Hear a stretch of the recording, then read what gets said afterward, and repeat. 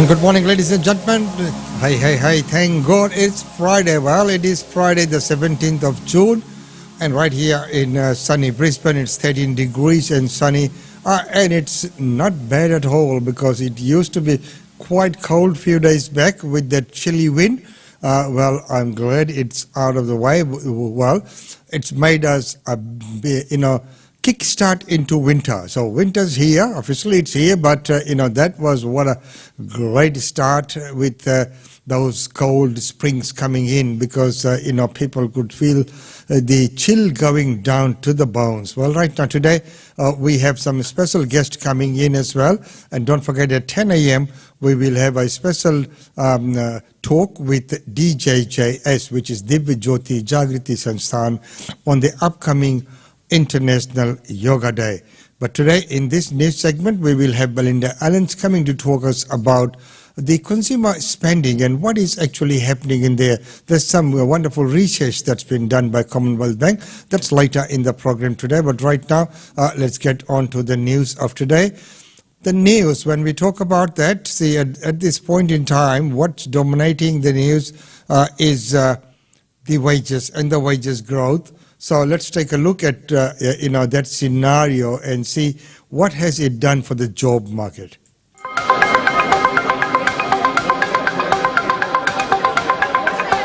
The country's biggest airport, packed with thousands of people, but they're not flying anywhere.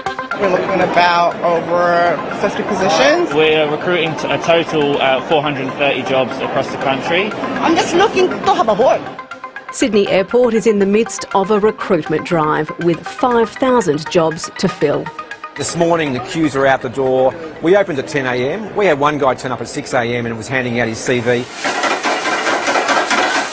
Staff shortages are widespread across Australia, including at this cafe. We're probably 3 or 4 people down. We have a team of about 12. So I'd say we're about 25% down on the number of people. Nearly 61,000 jobs were added to the economy in May. The number of people looking for work or not getting the hours they want fell to a 40-year low as many moved into full-time employment. The participation rate hit an all-time high, which left unemployment steady at 3.9%. The labour market has been on an absolute tear, and you have to say labour demand indicators are still very, very strong. When you look at SEEK job ads, they've risen for 5 consecutive months. But these numbers could be about to change. A notable interest rate hike today. The Fed's most dramatic since 1994. Also sparking fears of a possible recession.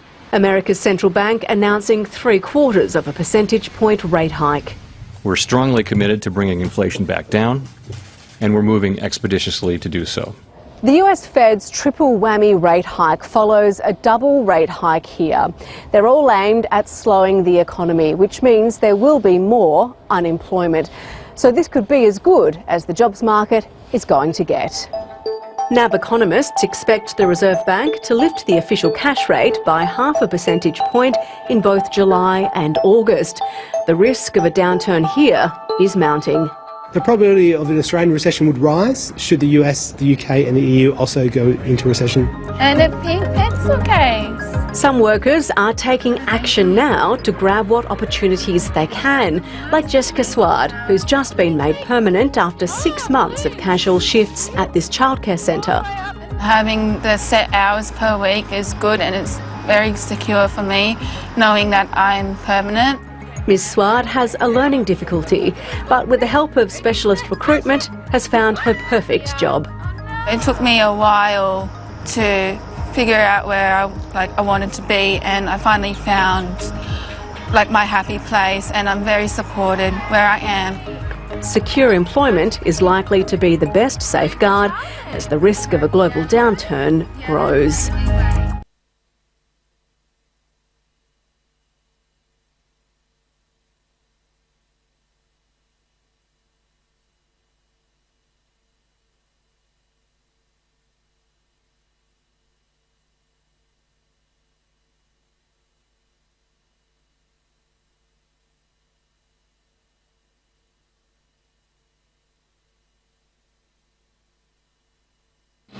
A day after the jury was impanelled, Patrick Carson spent the day in the dock as prosecutors laid out their case.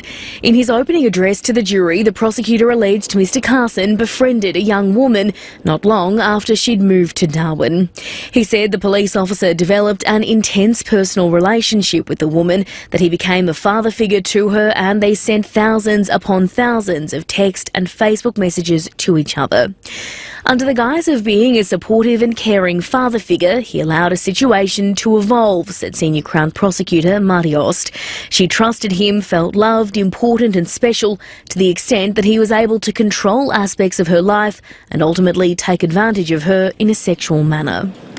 The court heard the allegations related to two separate alleged incidents. The first, Mr Ost alleged, when he gave her a massage at his home after a training session, telling the court she thought about leaving but felt unable to, as he had locked gates and had previously told her he had guns in his bedroom. The second alleged incident, Mr Ost said, happened when they were alone on a couch at a house in Darwin. Defence barrister Mary Chalmers SC told the jury some elements of the Crown case wouldn't be disputed, like that the accused and the complainant were alone together and massaged each other. She said the dispute was over what really happened. The defence case is that there was no sexual intercourse of any description on either of those occasions, and that this is a case where there's been gross exaggeration to the point of a distortion of the truth, and that there's key issues relating to credibility and reliability that you'll ultimately need to determine. Patrick Carson has pleaded not guilty to all charges, and the trial continues. Melissa McKay, ABC. And the trial continues, and we'll keep you up to date to see what transpires out of that case as it moves forward. Well, right now, an immigration detainee has died in the Western Australia. He has no idea what's happening. Wow. Smoke billowing from accommodation units. Yeah, I can't believe he burnt his room down. The blaze allegedly lit by reckless detainees in the aftermath of what's believed to have been a stabbing. Do I stay in the room or not? No. Are you not allowed?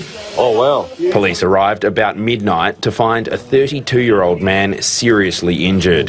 He was taken to hospital but died a short time later.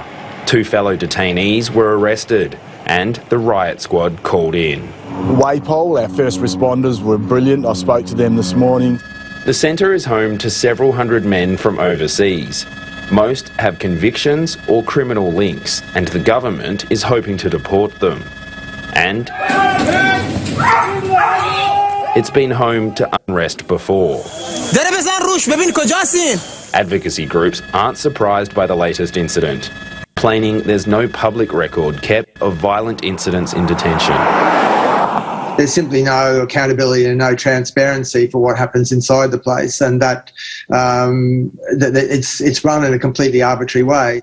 Detainees inside this centre say that violence is a common feature at Yonge Hill, that the facility is rife with drugs, and that the presence of weapons is also a serious problem.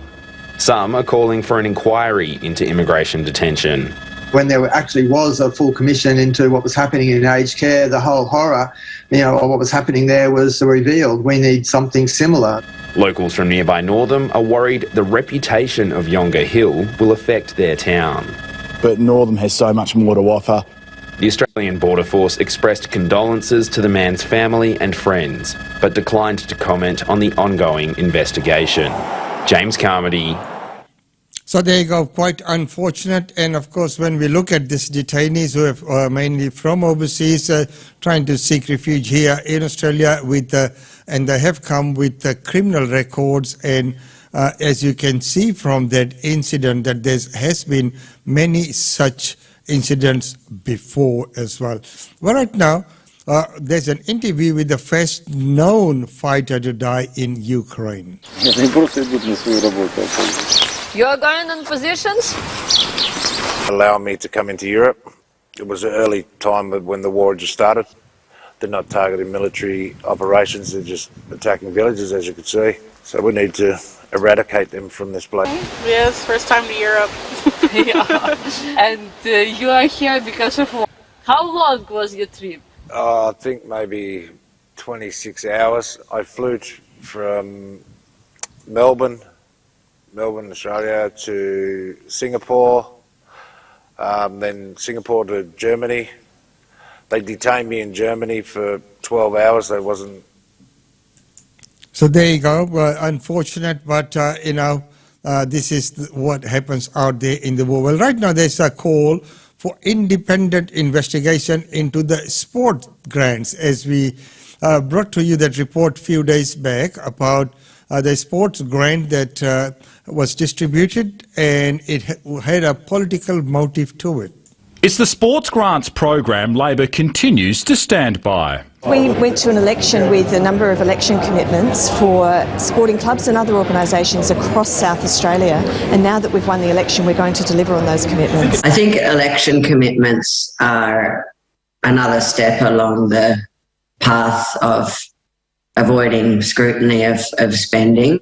The Centre for Public Integrity is a national body led by former judges and legal experts. It's taken aim at the South Australian Government's $84 million sports club fund for projects nearly exclusively in Labor-held seats. The program was not overseen by the government agency which usually signs off on such grants, and is the latest in a long line of grant schemes around Australia which it says have lacked structure and oversight. Election commitments around spending should still go through proper processes, and the same things that we're saying, there needs to be criteria, there needs to be open tender.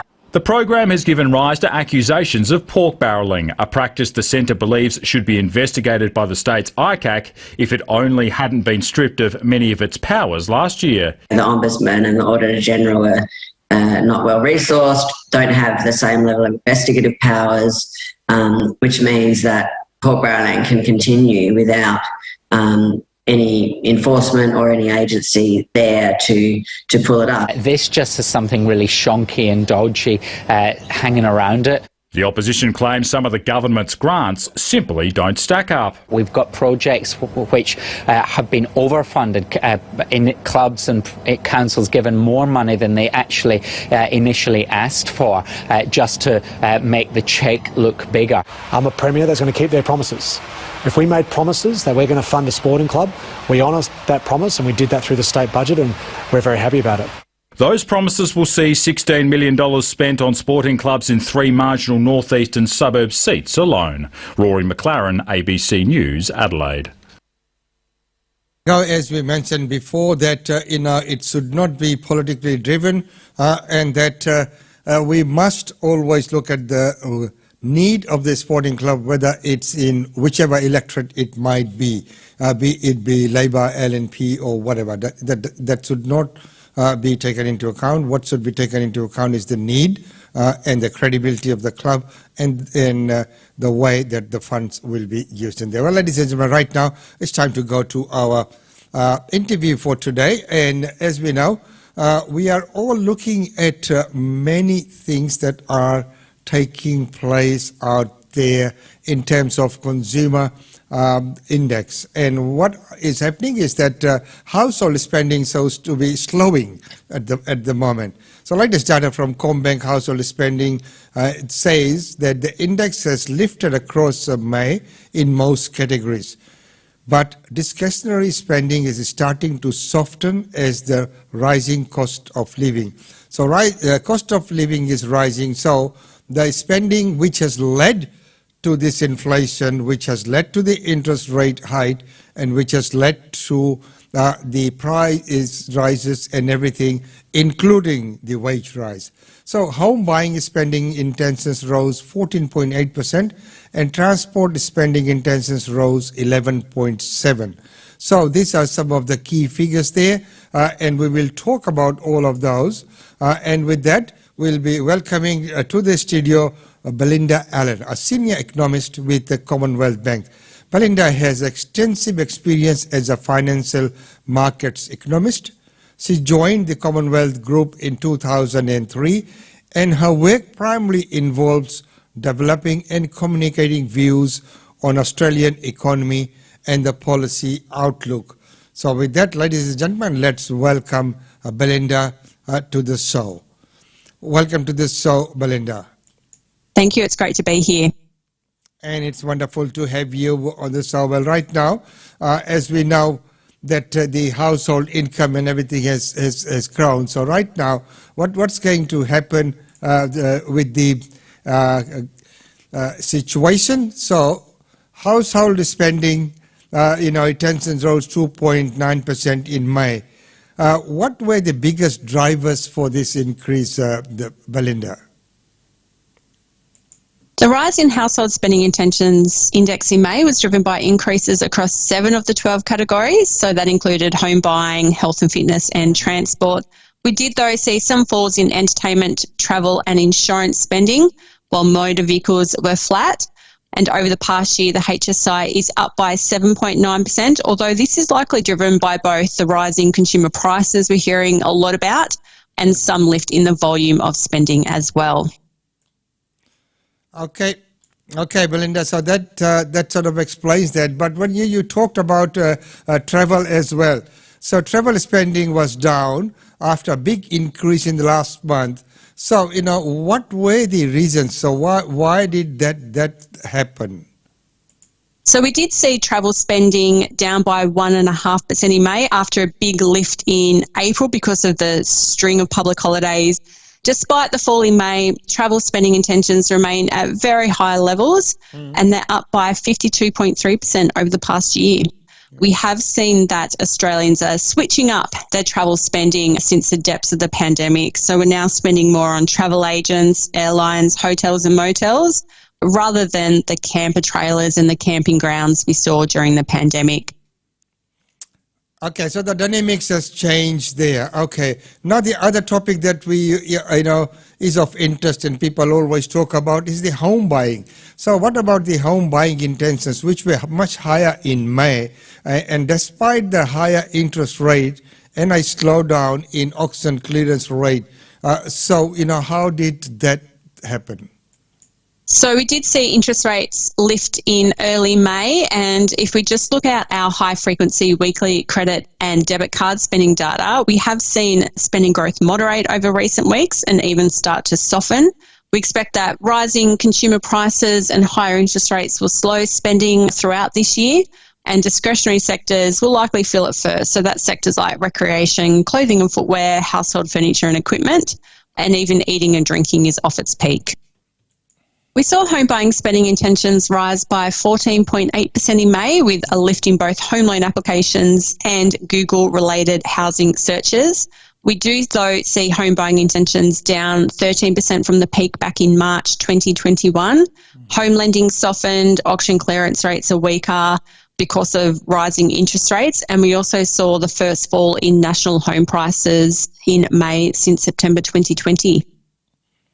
And those figures do tie in with, we do our weekly radio show here with Usa Chandra of GlobeNet Realty. Well, right now, moving on, so taking into all of these things into account, so what is CBA's outlook for interest rate and house prices?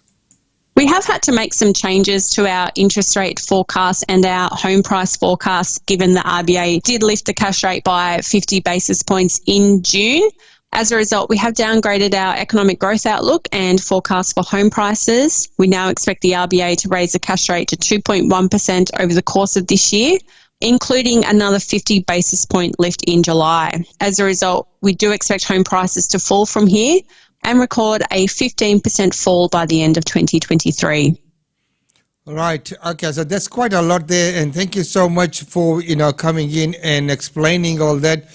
This is a very topical and very timely discussion. So looking at CommBank, so what is CommBank's HSI index, and where can people go to find out more about it, Melinda? The HSI index combines CBA transaction and lending data, as well as publicly available Google Trends search information to measure not only what consumers are spending their money on now, but also what they're intending to spend their money on. And if you would like more information, you can go to www.commbank.com.au/HSI to find out more information. And thank you very much, Belinda, for that. I'm pretty sure that many of our listeners and viewers would probably want to find out a little bit more, as there is keen interest into the housing sector and the interest rate and the economy as whole. So once again, thank you very much for coming into the show with us today. Thanks for having me.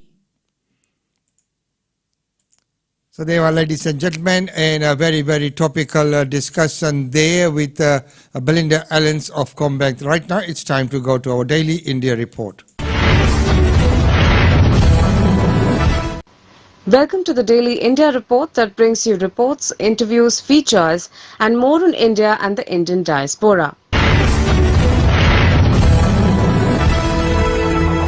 India's biggest 5G spectrum auction will kick off on July 26. The Narendra Modi government has cleared the decks for the mega auction of airwaves to usher in the era of 5G services. This service could fetch the exchequer over 1 lakh crore rupees over 20 years. The Union Cabinet on June 14th approved the Department of Telecommunications proposal for the auction of over 9 bands next month. After the auction, the successful bidders will start testing their 5G services over the next few months, and there will be limited public rollouts by the year end. So far, the main carriers BSNL, Vodafone, Bharti Airtel and Reliance Jio have not shared any information on their plans. Big tech companies like Google, which can bid for captive networks, are likely to be faster off the blocks than the 4 telecom service providers, which face issues like rental for wayside base stations.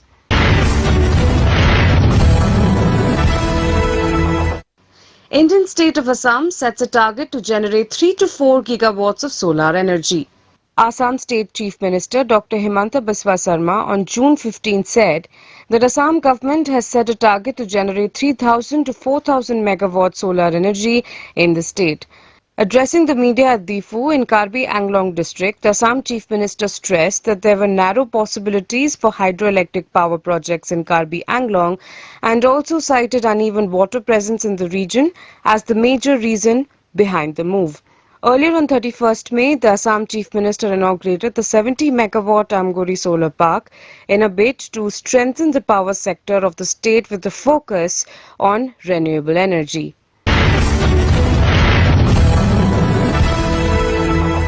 A major Indian university is launching a degree program for Agniveers based on their training in armed forces to later help them with civilian employment.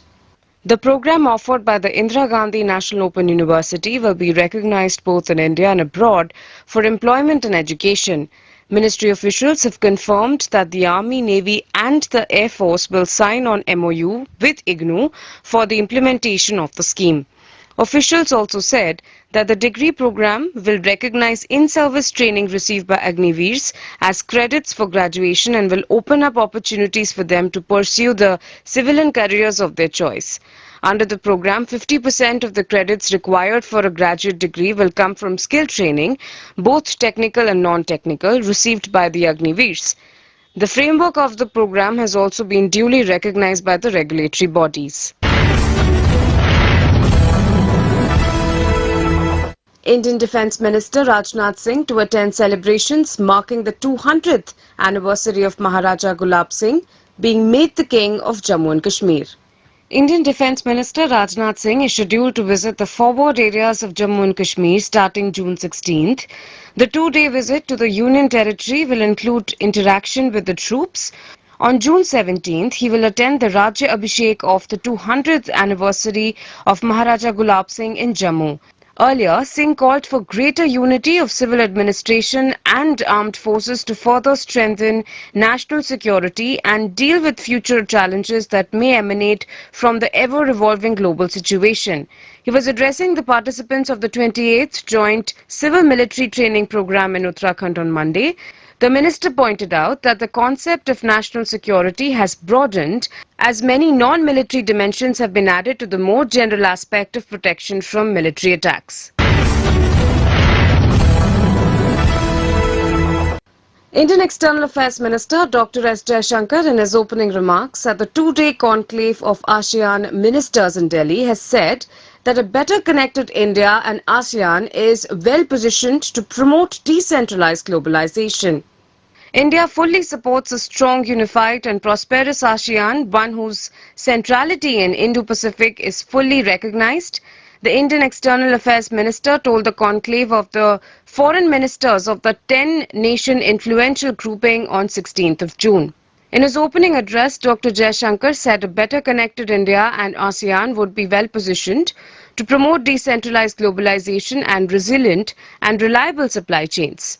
The Association of Southeast Asian Nations is considered one of the most influential groupings in the region. India and several other countries, including the US, China, Japan and Australia, are its dialogue partners. Referring to the COVID-19 pandemic, the Indian minister said it has not fully abated and there is much ground yet to be covered as the world walks towards post-pandemic recovery.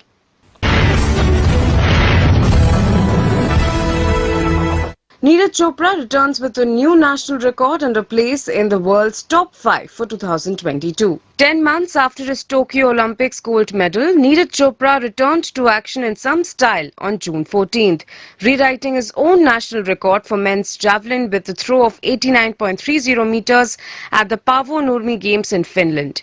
It was Chopra's first competitive event since winning a historic gold medal at the Tokyo Olympics. Chopra's record-breaking throw helped him finish second in the competition. Oliver Helander, the event's local favourite, topped the list with a throw of 89.83 meters. Chopra's previous national record was 88.07 meters, which he set in March in Patiala in Punjab state last year. A few months later, on August 7th, he went where no Indian athlete had ever gone before, becoming the country's first ever track and field champion at the Olympics. India's National Security Advisor Ajit Doval attended a virtual meeting hosted by his Chinese counterpart as part of BRICS. India's National Security Advisor Ajit Doval attended a virtual BRICS meeting hosted by Chinese NSA Yang Jiechi on June 15th. The meeting aimed at strengthening political and security cooperation within the 5-nation grouping of Brazil, Russia, India, China and South Africa. An official statement said, multilateralism and global governance, new threats and challenges to national security, and governance in new domains were on the agenda for discussions. New Delhi also hosted a border security conference of Shanghai Cooperation Organization, countries which includes officials from China, Russia, Pakistan and Central Asian countries. The virtual meeting came a week ahead of the BRICS summit to be held on June 24th, hosted by Chinese President Xi Jinping, will be attended by Prime Minister Narendra Modi, along with Russian President Vladimir Putin and leaders of Brazil and South Africa.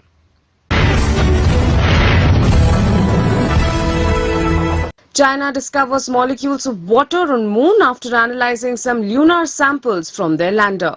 Scientists from China, after examining the lunar samples returned to Earth in 2021, have provided the first ever definitive confirmation of water molecules belonging to the Moon.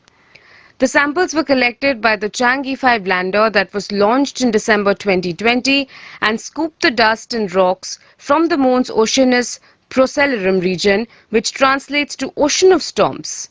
Notably, the first signs of water in the samples were confirmed after a real-time analysis on board the lander before being sent to Earth last year. Findings of the study, titled Evidence of Water on the Lunar Surface from Chang'e 5 and C2 Spectra and Return Samples, have been published in Nature Communications.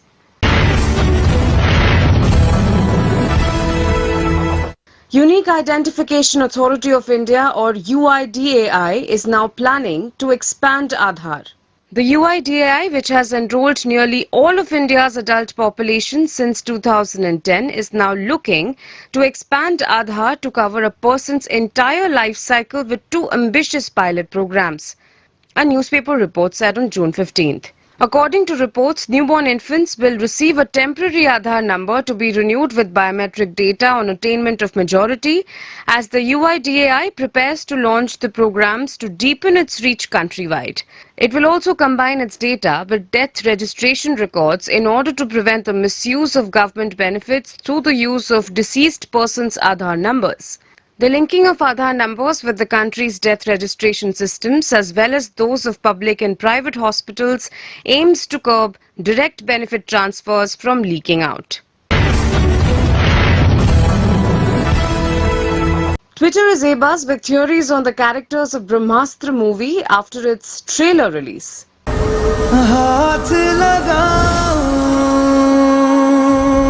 Shiva तुम्हारा हाथ ईशा मैं आग से जलता नहीं कुछ रिश्ता है मेरा आग से आग मुझे जलाती नहीं कुछ चल रहा है इस दुनिया में ईशा कुछ पुरानी शक्तियां हैं और उनके कुछ रक्षक हैं The much-awaited trailer of the Brahmastra movie has triggered several conversations on Twitter since the makers have not fully revealed the star cast yet. The Brahmastra trailer featuring Amitabh Bachchan, Ranbir Kapoor, Alia Bhatt, Mouni Roy and Nagarjuna has taken the movie world by storm.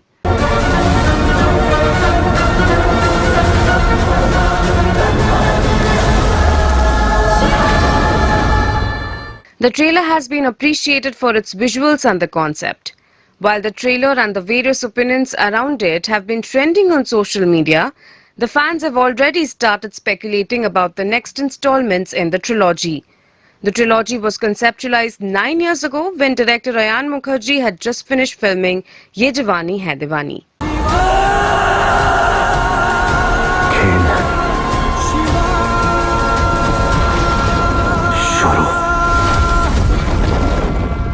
That's all in today's bulletin. Thank